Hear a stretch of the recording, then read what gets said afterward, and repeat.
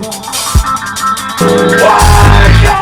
is your girl, Miss Motivational Mogul Mindset, Ava Cherie, the Inspire. And I'm coming for a Wake Up Wednesday check-in.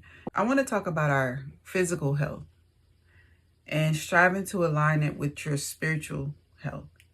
I want everybody to go make sure they're getting their annuals, if that's your PAPs, if that's your mammogram. I want you guys to ask to get extensive blood work to check your levels and to make sure you're not deficient in any areas.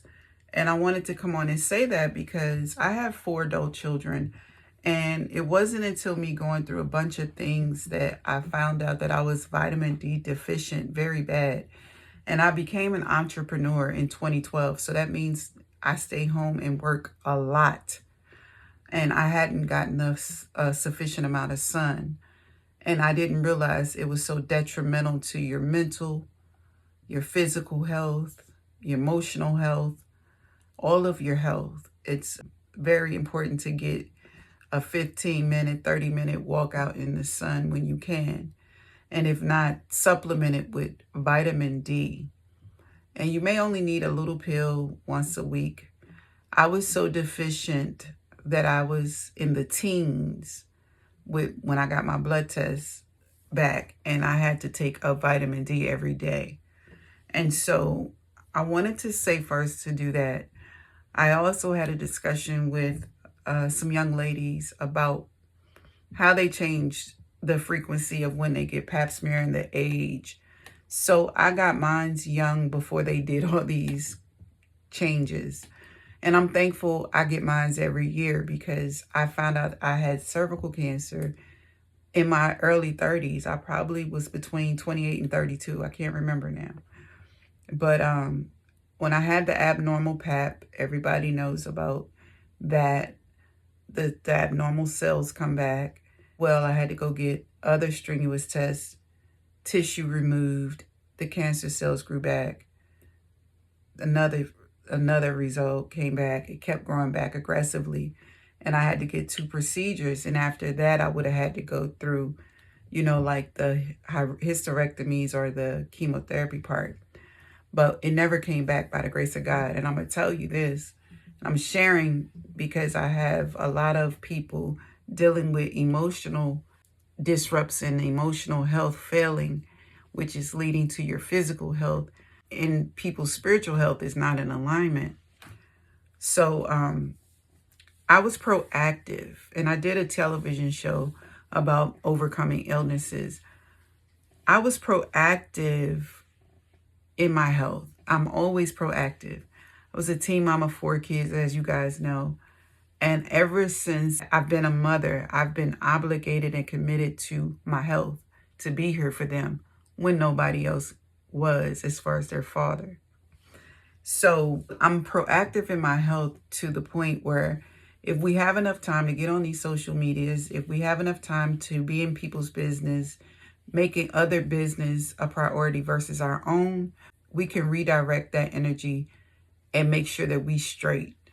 Because I got the call about my abnormal pap then, I was at work and immediately was scheduled. By the next day, I was at my OBGYN.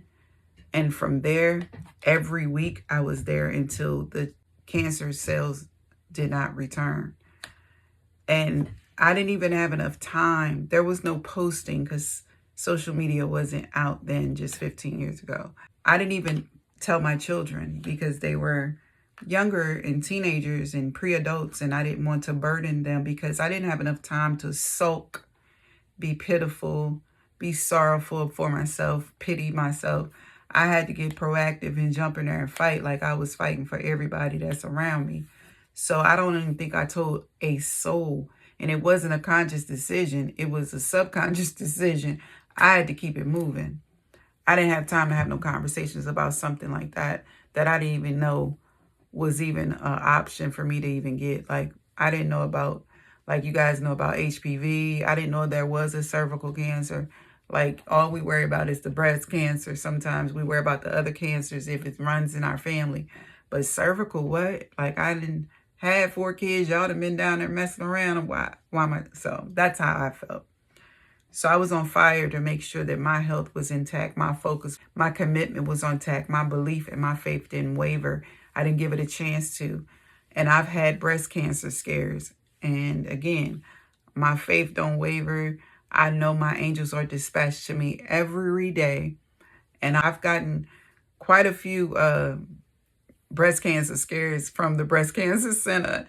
And they be like, you're so calm. And I'll be like, my angels are dispatched. I already prayed for the nurses. I've already prayed for the doctor. I already prayed for traveling mercies. I've already prayed for the results. I've already prayed for the business, the environment that I'm walking into.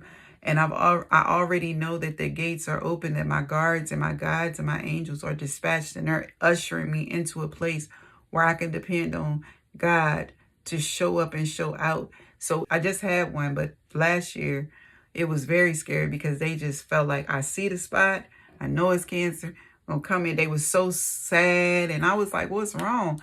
Like they was doing one more test to confirm, but it ended up being fatty tissue, like clusters of like grapes in my boobs. Like it just get chunky for us women sometimes. That's just, I'm not a little boob girl. So, you know, when I was laying there for hours and hours, most people spaz out, they get paranoid. I just was looking at the ceiling, meditating, and I was just like, even if you get a doctor's report, even if I get a report that says one thing, I said, God, how you going to show up and show out and heal me in the face of adversity, in the face of distress, when we most times doubt that we going to make it? How you going to show up even when the doctor's report says one thing? See, that's how strong. I'm not saying that somebody else isn't as strong, but that's just my regimen. That's my go-to. I'm not going to lay there and be like panic and anxiety. Then they're going to tip my blood pressure up. I ain't got time for that. I be cooler than a fan because it's out of my control. And that's what faith is. Recognizing and knowing, believing by faith, not doubting things seen and unseen, and knowing that God is all up and through. He's not a part-time God. He's not a sometimes God. We are. We sometimey. We wishy-washy. We flim-flam. God is an on-time God, right on time. And you got to really rest in the fact that he's with you every step of the way. And that's what I did. Another thing, I have like chronic migraines and it affects neurologically. I have fluid on my brain. I don't know why. In my mind, I'm a pretty healthy person. I've always been, but there's certain things that are out of my control. So even when people say, I got to go get a EKG or EMG, whichever one they put you in a tube, I'm not saying that people that's claustrophobic got a problem, because I know people can't be in closed quarters. I'm compassionate and empathetic about that.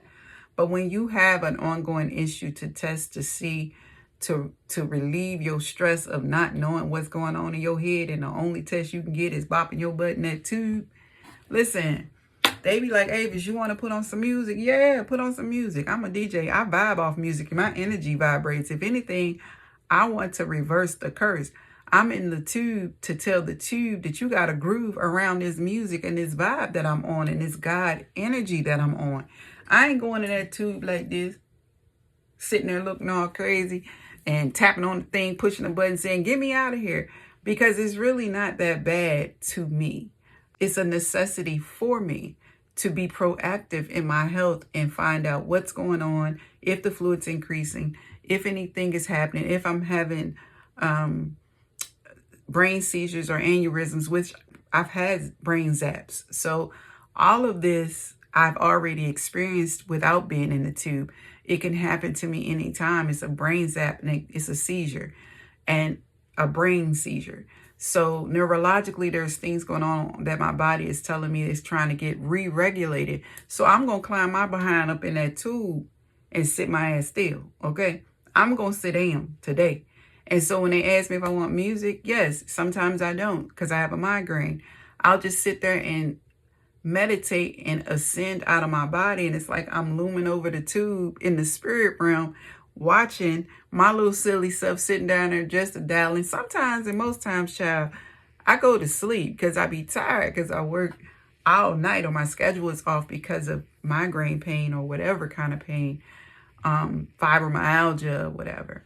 So I don't have time to be sitting there vexed. You know what I'm saying? This is a part of believing and having faith. There is no medicine administered.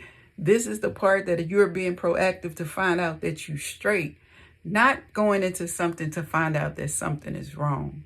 And I want you to remember, everything you take in consideration like that, that is a gold mine for your health. That stimulates our growth, that stimulates our health. And the last note, I really delved into self-healing and tapping into how God created us before all the additives and junk was in our food and in our system, before all the prescription drugs is administered us as if we're guinea pigs. Some work, some don't. I get it.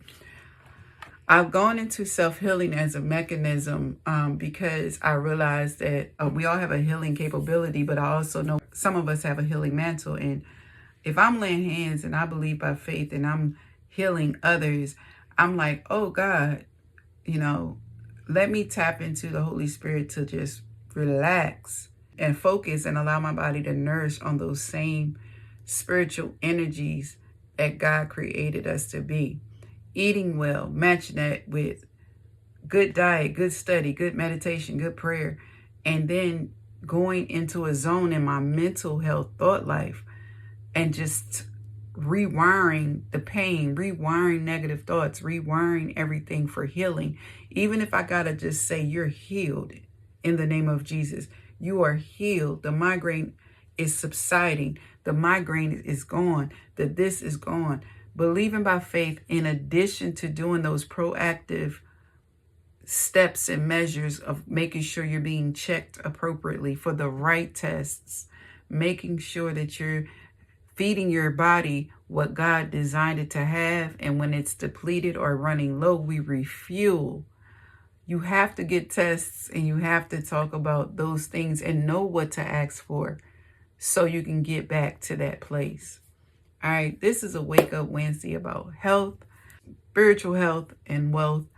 And I'm talking about the wealth in the heavenly realms, child. When you pull down those blessings, okay? When God opens up a window, okay?